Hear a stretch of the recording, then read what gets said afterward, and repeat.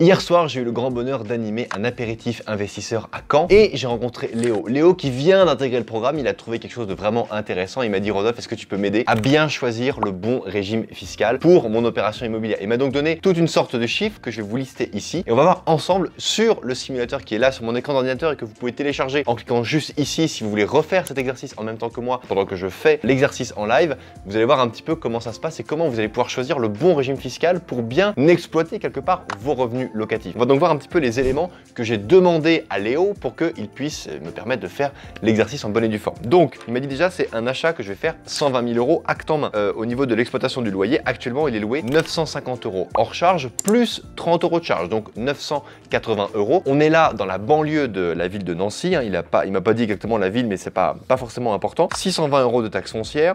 On a un taux au niveau de la banque de 3,4% sur 25 ans. C'est ce que son partenaire financier lui a proposé. Il est à 11% de tranche marginale d'imposition. Il souhaite absolument mettre un apport de 5 000 euros parce qu'il a eu un héritage de la part de sa grand-mère et sa grand-mère lui avait demandé de placer cet argent en immobilier. Il va donc placer ces 5 000 euros dans son projet immobilier. Donc moi j'ai essayé de lui dire que c'était pas forcément nécessaire, mais il y tient. Et du moment que c'est ok, ça lui va, c'est ok pour moi, il n'y a pas de problème. Léo est allé chez Ikea pour se renseigner au niveau du montant du mobilier, tout compris pour le louer en location meublée. Il sait qu'il y aura 2100 euros de mobilier à provisionner s'il souhaite le louer en meublé. Mais là, je lui ai dit, écoute, meublé, non meublé, il y a une question fiscale qui se pose, donc on va voir ça ensemble. Et ensuite, il m'a dit que c'était un tout petit immeuble qui était géré bénévolement au niveau de la copro et qu'il y avait seulement 180 euros de charges par an. Donc on n'est même pas sur 180 euros de charges par mois, on est sur 180 euros de charges par an. Ça fait à peu près 30 euros, même pas, ça fait 15 euros par mois de charges. C'est vraiment très faible, hein. Ça paye uniquement, je pense, l'électricité des parties communes, mais les charges courantes. Maintenant, on passe sur mon écran d'ordinateur et on va justement remplir ensemble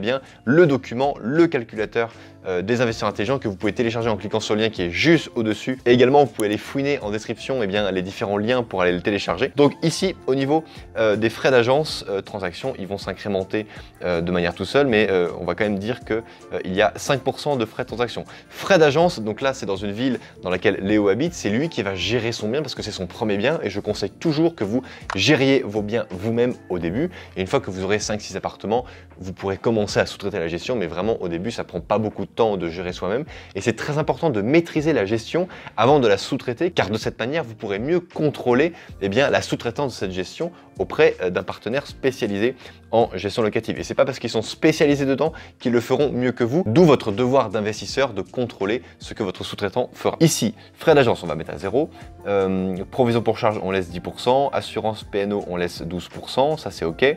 PNO, c'est l'assurance propriétaire non occupant, ce qui fait que vous, en tant que propriétaire, vous êtes obligé de prendre ce genre d'assurance. Ça coûte vraiment pas grand-chose, ça doit être du 10-12 euros par mois, mais c'est important ici de le considérer. Donc j'ai considéré moi que c'était 12% en moyenne, hein, c'est une cote mal taillée, mais c'est 0,12% du revenu annuel qu'il faut injecter en assurance PNO. Ensuite, taux d'occupation, il m'a assuré Léo qu'il y avait une très grosse tension locative. On va donc mettre 12% ici de taux d'occupation, donc le logement est loué 12 mois sur 12 tout simplement. Coefficient d'amortissement annuel, on va le laisser. Ensuite, impôt sur les sociétés, on va voir 15%, donc c'est 15% jusqu'à 42 500 et au-delà de 42 500, on passe à 25%. On peut remercier le fait qu'il n'y ait plus la tranche à 33% au-delà de 500 000 euros de bénéfices. Ensuite, durée d'emprunt, il m'a dit qu'il avait eu une proposition à 25 ans à 3,4%. Donc on rend ici 3,4. Il est dans la tranche marginale d'imposition à 11%, j'ai les notes sous les yeux. Et au niveau de provision pour travaux, il me dit il n'y a pas de travaux à prévoir, il est déjà loué actuellement et il est vraiment dans un état nickel. La seule question c'est qu'il n'y a pas de meubles, est-ce qu'on met des meubles ou pas? On va répondre à cette question un peu plus tard. Et au niveau de l'apport, il va absolument mettre les 5 000 euros que sa grand-mère lui a confiés. Donc ça voilà, bon, j'ai un avis là-dessus, mais je respecte le choix de Léo après tout, c'est comme ça que ça se passe. Donc 120 000 euros acte en main, donc on va simplement mettre ici donc 120 000 euros. Là vous allez voir que le calculateur va vous calculer tout seul le montant des frais de notaire. Si vous êtes acte en main, vous sélectionnez cette case et vous mettez 0 parce que les frais de notaire ne sont pas à votre charge, ils sont à la charge du propriétaire vendeur dans le cadre bien sûr de l'acte en main. Donc c'est ici 120 000 euros acte en main, travaux 0, aménagement pour l'instant on va pas mettre les 2100 euros parce qu'on va essayer de faire une première simulation en location nue et après on viendra rajouter ici dans la case aménagement, l'aménagement du mobilier, dans cette case jaune ici. Donc les frais d'agence se sont calculés tout seuls. Négociation, il n'y a pas de négociation. Donc Léo va devoir réaliser une dépense nette de 126 000 euros pour acquérir ce bien. Okay. Ensuite, au niveau des frais, charges immeuble, on est à 180 euros par an, donc c'est vraiment très faible. Hein. J'ai rarement vu ça, mais ça existe. Taxes foncières, on est à 620 euros par an. Tout le reste va se calculer tout seul avec ici le montant des loyers. Frais bancaires, on peut s'amuser à les négocier, mais en moyenne, on observe entre 50 et 100 euros par an de frais bancaires, donc les frais d'ouverture de compte, des frais de tenue de compte, etc. Donc on est entre 50 et 100 euros, on va dire, on va couper la part en deux. On va faire 75 euros par an. Expert comptable, il n'y a pas besoin d'expert comptable dans le cadre d'une location nue, parce que la comptabilité est vraiment très simplifiée. Et il y a besoin d'avoir un expert comptable. Donc là, il y a des sites internet qui existent pour justement s'occuper de la gestion financière et fiscale de votre bien immobilier. Ça peut vous coûter 12 euros par mois. Donc ici, on va dire qu'on est à 0. Loyer, alors loyer hors charge, il m'avait dit 950 plus 30 euros de charge. Donc ici, 950 et hop, on rajoute là 30 euros de charge. J'ai mis appartement 1, appartement 2, appartement 3 parce que c'est dans le cas où vous achetez un immeuble de rapport avec par exemple 9 appartements. Dans ces cas-là, vous renseignez la totalité dans le tableau et c'est la somme ici qui sera considérée. Et le tableau qui est ici, c'est si on fait la location courte durée, ce qui n'est pas l'objet de cette vidéo. Et là, on voit quoi? On voit qu'on a déjà, ça y est, on a déjà absolument tout rempli au niveau du tableau. On voit que le tableau calcule automatiquement. Et je vous rappelle que ce tableau, vous pouvez le télécharger gratuitement en cliquant sur la fiche qui est juste là au-dessus pour que vous puissiez justement voir un petit peu la somme qui est empruntée, le coût du prêt, la somme totale que vous allez rembourser. Donc là, Léo va emprunter 121 000 euros et il va rembourser au total sur 25 ans, eh bien 179 000 euros. D'accord? Donc il y a, ça c'est le remboursement du capital, le remboursement des intérêts. Par an, évidemment, c'est lissé, hein, c'est pas régulier année par année. Le loyer hors charge, le montant, ce qu'il va percevoir chaque année. Et ensuite, qu'est-ce que l'on a? Donc, on a le loyer hors charge, le loyer annuel hors charge, le total des frais annuels qui sont récapitulés ici, les intérêts plus l'assurance, tout ce qui est amortissement comptable qui est vraiment très important, un paramètre qui est précieux à considérer. Et c'est un paramètre qui est considéré uniquement dans tout ce qui est calcul IS et tout ce qui est calcul LMNP régime réel. On va en parler juste en dessous. Et donc on voit ici au niveau de la quantité d'impôts qu'il va payer, on va voir que en totale fiscalité microfoncier avec abattement de 30%, il va payer 2 250 euros par an.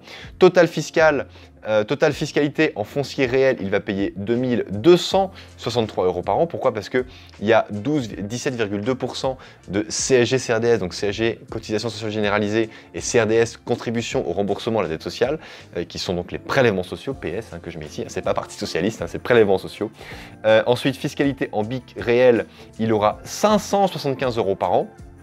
Total fiscalité micro-BIC, donc avec un abattement de 50%, il aura 1658 euros par an. Et s'il est en fiscalité annuelle, donc à l'IS, donc impôt sur les sociétés, il sera à 306 euros par an. Donc là, on voit que le régime fiscal qui fait qu'il paiera le moins d'impôts, c'est l'annuel, mais attention, c'est l'argent que vous aurez sur le compte en banque de la société. Après, vous avez 30% de dividendes, 30% de flat tax, c'est la flat tax d'Emmanuel Macron qu'il a mis en place lorsqu'il était ministre des Finances sous Hollande.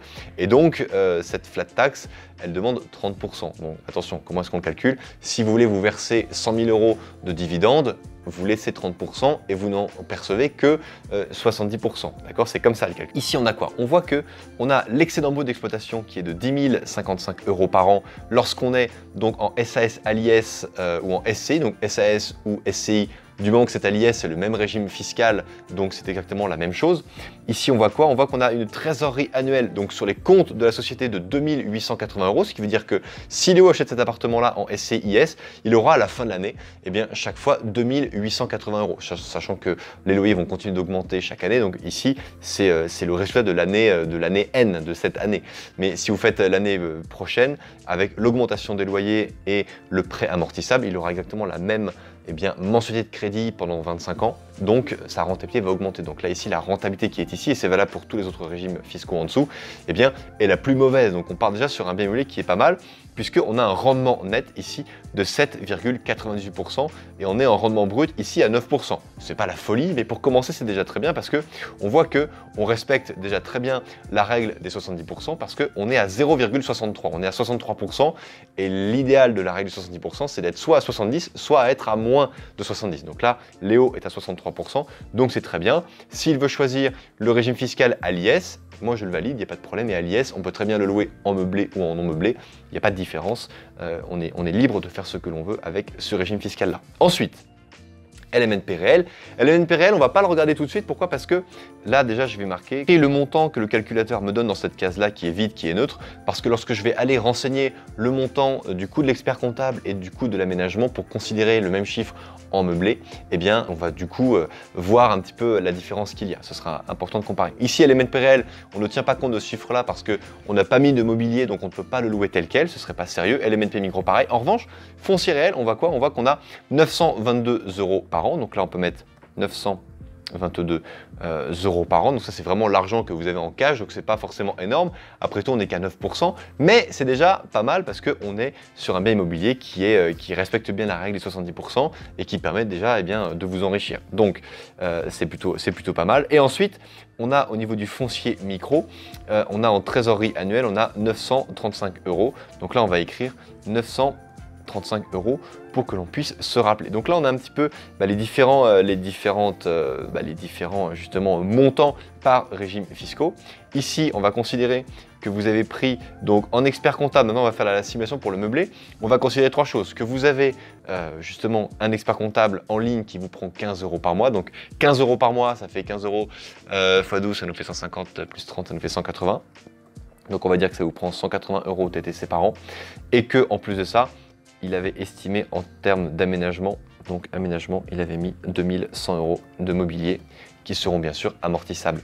Donc on le met ici, et bien sûr, lorsqu'on loue un appartement meublé, on le loue sensiblement plus cher, il n'y a pas forcément plus de charges, mais il y a un petit peu plus, on va considérer qu'on va le louer, allez, peut-être 10% plus cher s'il est loué en location meublée. Donc là, on passerait de 950 à 950 plus 95, vraiment, considérer 10% de plus en location meublée par rapport à la location nue, c'est vraiment cohérent. Donc là, ce qu'on va faire, c'est qu'on va faire 950, d'accord, multiplié par 1,1 et ça nous fait 1045 € de loyer par mois.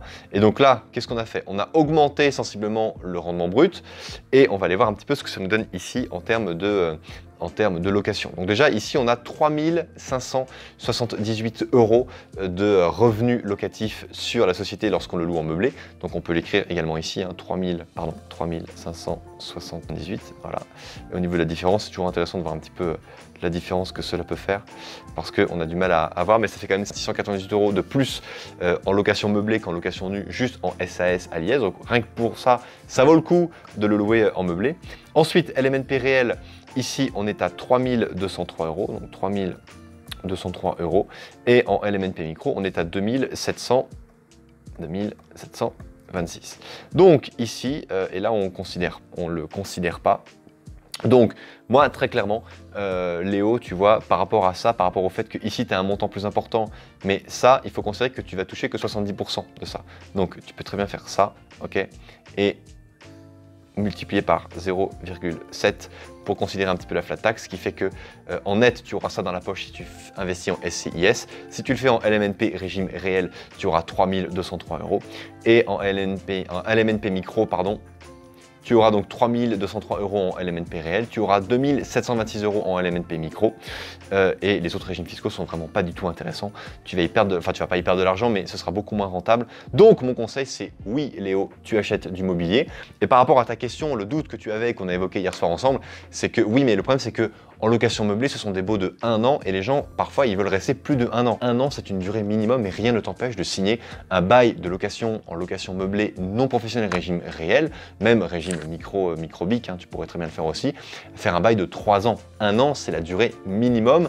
3 ans, tu peux très bien faire 3, 5, 6, mais si tu veux qu'il y ait une adéquation entre le logement nu avec un bail de 3 ans et le logement meublé 1 an, tu peux très bien passer à 3 ans. Ça n'est absolument pas interdit. Ce qui est interdit, ce serait de louer un LMNP par exemple, avec un bail de 10 mois. Ça, ce serait interdit. Sinon, ce que tu dois faire, c'est un bail moyenne durée ou après, sinon, c'est de la location courte durée si c'est inférieur à 3 mois. Mais tu ne peux pas le faire avec un bail classique loi 89 en meublé pour justement tout ce qui est location meublée, c'est vraiment 1 an minimum, et après il n'y a pas de durée maximum. Voilà, mais bien des clauses de révision de loyer annuelle chaque fois, mais tu verras que ici les chiffres une fois de plus l'ont prouvé. On a des graphes qui justement nous permettent de voir un petit peu quelle est la taxe et quel est le gain qui est justement calculé par rapport au régime fiscal. Et puis ici, au niveau de la simulation, donc cet onglet là, faut pas trop y toucher. C'est le calcul un peu complexe justement que j'ai dû élaborer pour considérer le coût du prêt avec le montant des intérêts, parce que